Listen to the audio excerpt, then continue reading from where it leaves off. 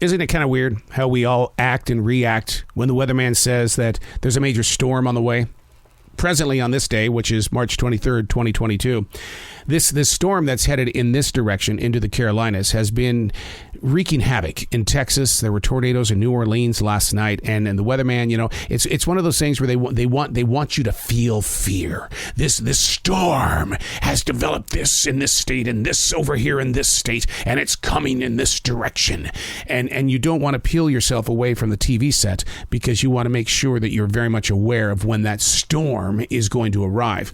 And so at 11:03 a.m., I'm looking out over this forest, which is beautiful because it's the third day of spring. The deer have been roaming lightly and the squirrels all over the trees. And the studio is actually set 23 feet up above the ground. I'm actually in the trees of the forest. And you look up there to see what the sky is doing, and it's grim. It is. But the storm hasn't hit yet. But inside your mind, body, and soul, your entire day has been written for you because the weatherman said, there's a storm on the way. It's created tornadoes. You should be prepared. What is prepared in 2022? What is prepared?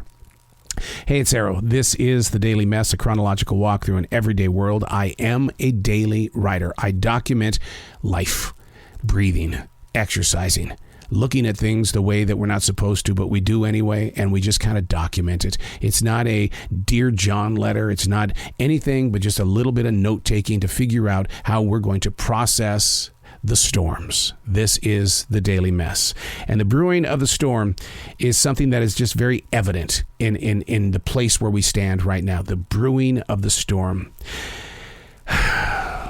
The weather forecast. Technology can spot the birth of a hurricane off the shores of Africa, but the human heart is pounded with judgment when the slightest uneasy feeling enters the nearest emotion on call. Through daily writing, I am able to take note of mental exchanges. I once bragged that I could spot the presence of a disturbance well in advance so that I could prepare myself for what the story was probably going to become. But the problem is, though, is that when you feel a certain way and we prepare ourselves for that way, in essence, you're writing a story. You think it's going to end up this way, but the reality of it all is you have no clue how things are going to change. Because how many times have you sat there and you went, well, that's not the way I thought it was going to turn out. It went completely in a different direction because little things changed it. It's like in martial arts. You have the people that go in there and they think that they have to wave their entire arm to the right or to the left as a big block. And really all you're doing is you're trying to protect somebody else's punch or kick from hitting you. And all it takes is maybe a little movement of a quarter of an inch. Boom, that's it. Boom, that's it. And just to get it off track so it doesn't make a connection with you. And that's the way in taking that study of moving someone's foot or fist from hitting me and taking the storms and putting it in the same boat. I don't need to involve my entire body to embrace the storm. All I need to do is bump it, just bump it so that it doesn't hit me. It's not a game. It's taking the time to daily write, to be able to have a physical conversation with the self that you are and to break things down, such as the storms. The typical, I'm not feeling it, therefore, it must be, which is never true. We all have mindsets, and they don't always agree with the circles of people that we walk with. But here's the thing about it. The inner core of yourself is what controls the mindset that you're presently in. You have a choice every day to either feel guilty or feel strong enough to where you're going to say, you know what?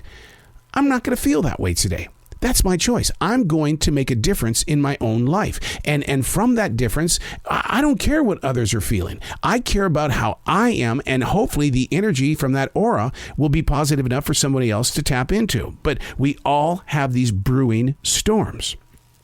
And I do wish that I could perfect the mindset in the way that we can always walk forward from it. But you're always going to be hitting that mountain. You're always going to face that mountain. Now, the younger me would have fought back in situations where I had storms. I wanted to take on those storms. I can beat this. I'm greater than what you think I am. I am because, well, I fell to my knees again today because that storm, that mental break, took me out. I wasted a lot of energy with something that really wasn't even that wrong. It's just something that you felt, and you felt like that you needed to write the story and to prepare for it. The best you can ever do on any day of the week, the best you can ever do is just be you. You know what? Listen to the storm, figure out what it wants to do, and then move forward. Learn from it. And if the storm comes up on a different day, you listen to it again. It's a reminder. Hey, by the way, this is the way that it was. Oh, okay, cool. Hit it the way that you need to. Okay, not so bad. Because here's the thing about the storms that come to the Carolinas. They are big and nasty when they're in Texas. And oh my God, when they hit the New Orleans area, or they're hitting the central part of the United States, and they start marching toward the Carolinas, the very second that they hit those Appalachians, those Smoky Mountains and Appalachians, it breaks them up. It breaks them up. The atmosphere changes. And then this way it doesn't, and then they have to rebuild, but it doesn't rebuild until after this studio. And the eastern part of the state usually gets its butt spanked. The storms. What's breaking up your storms before they reach you? That's where you need to put your love and faith. I'm Arrow, and that's the Daily Mess.